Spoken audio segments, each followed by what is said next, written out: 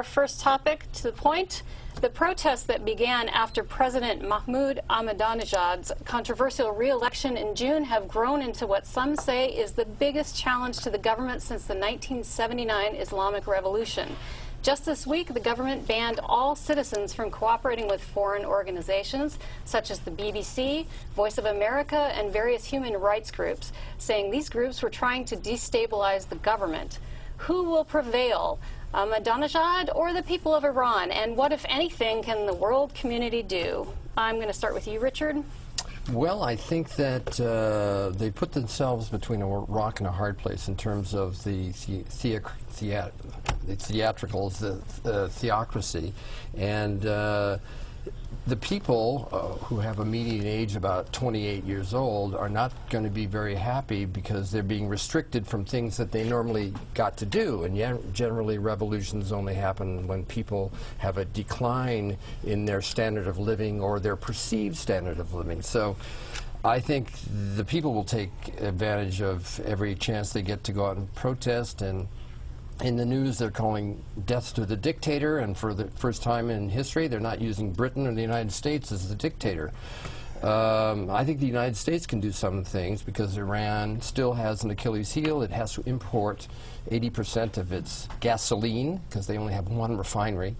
And then the U.S. and the world can impose much stricter tariffs and ban on importing of Iranian things like caviar, rugs, oil. The biggest problem is this is probably going to drive them farther underground with their nuclear programs. And they're going to say, hey, you know, the only way we're going to be seen as a player in the world is to have a nuke. So that's my personal worry, and I'm sure the rest of the world is worried the same. So do you think that the nuclear stalemate that's going on, are they using that to distract attention from all of the protests? I mean, is that working for them? Well, I don't think there is a nuclear stalemate. I think there's a nuclear backpedaling. They talk like they're considering things, but they really haven't stopped their advances in nuclear technology. I think their problem is right across the border now in Iraq, their young people are looking and seeing signs of freedom. And when people get an opportunity to see what freedom might be about, they'd start thinking, well, why not us too? And any kind of dictator, any kind of regime like that, if people can look around and see that things are better elsewhere, they're going to start wanting that for themselves. Mm-hmm. So I also heard today something about suppressing text messages so people couldn't organize and to make it more difficult. And this has been going on since June.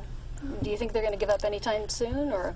The people? Yeah. Well, no, they won't, and they will prevail. I mean, going back to 1979, they brought down the Shah, and they did that out of wanting better for themselves, and the United States has to tread lightly, but we have to carry a big stick too. We have to be able to say, we're here to help you, we're here to hear you, we hear you, we support you, but that doesn't mean necessarily that we need to stick our noses in it. And I think the people, they're not going to go lightly. I mean, they shouldn't.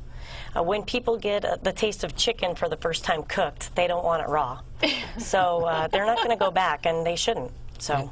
And also, the Shah had a much larger military footprint when he was in power than currently the regime does now. They have the Revolutionary Guards who are fanatics, but much smaller than the army, the standing army the Shah had, and it didn't seem to matter how many people they had with weapons in their hands. It still didn't last.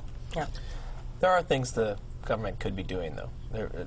There are a number of things that we could do to be very supportive of that movement, and I think that we need to be doing those. First of all, top-level American officials need to be openly supportive of that. The people in the country who are protesting and risking their lives need to hear that assurance that, that people care about them and that we are thinking about them, and that can only come from the top.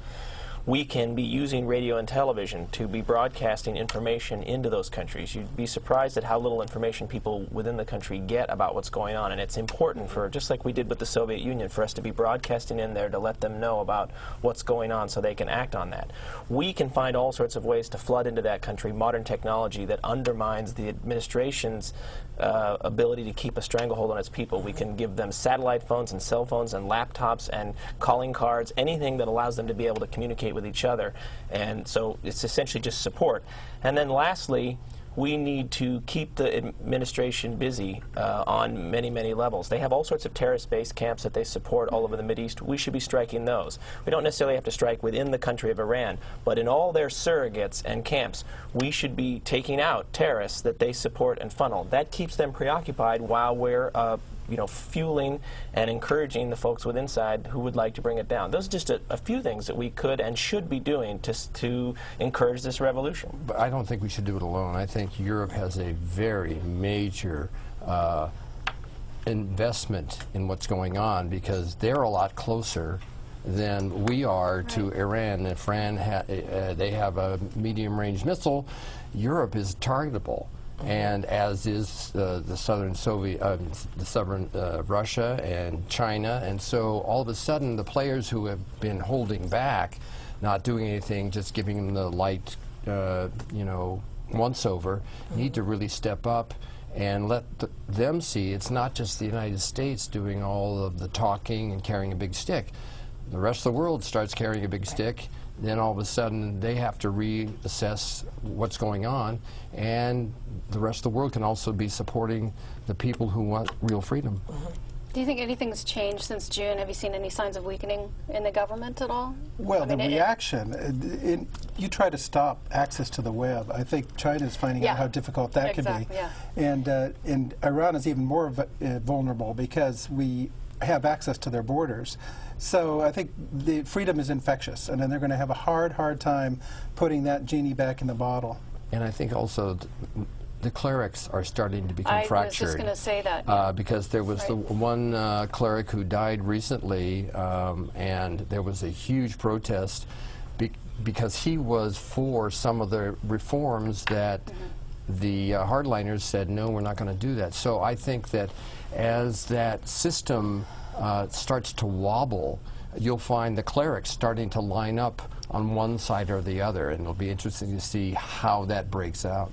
Right, because there's a group of clerics at the top right now who have sided with the people, but there are still, the big ones like the Ayatollah and others who are still supporting the government and doing it that way.